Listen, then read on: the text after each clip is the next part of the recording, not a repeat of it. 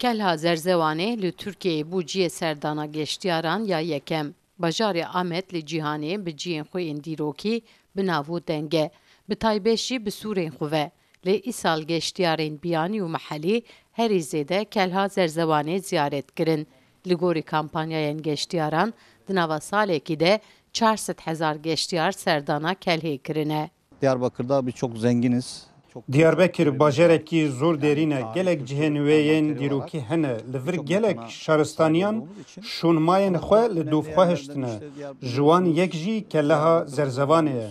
Di nava salekê de bi hezaran kes seredana vê kelehê dikin. Bi taybet mirovên dewlemend ên cîhanê bi balafirên xwe yên taybet hatine bajarê Amedê û seredana vî cihê dîrokî kirine. Devirdik. Çok önemliydi. Kelha Zerzevanê di dema İmparatorya Romayê de weka ciyên leşkerî hatiye çêkirin.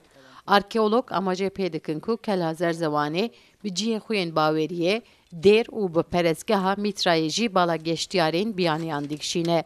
Di salê de bes 10,000 geştyarên biyanî tên serdana perestgehê. خباتا کلانی 2014 دا دست پیکر دما کی me خباتا خوی کلان دست پیکر 2017 da me periskah ki gerek green dersiz xole via periskah mitrase bu hamu cihane 22 hap periskah mitrase yekici yekeminci livdereye dema ki me vi periskah dersiz xole ji hamu cihane ji Amerika ji İngiltere ji Hindistan gelek merov hatta ki vi diroke bibinin Nav 2024 da 400,000 meriv hatin ki wî dîrokê bibînin. Gelek navan da gelek garîb hebûn. Anha jî em hevî dikin ki wî salekî were milyonek meriv werin Kelha Zerzevan bibînin.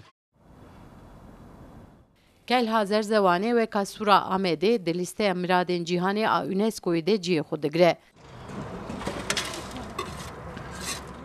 Kelha Zerzevanê 13 kilometre durî navçeyê Çınar a ser bi bajarê Amedê ye.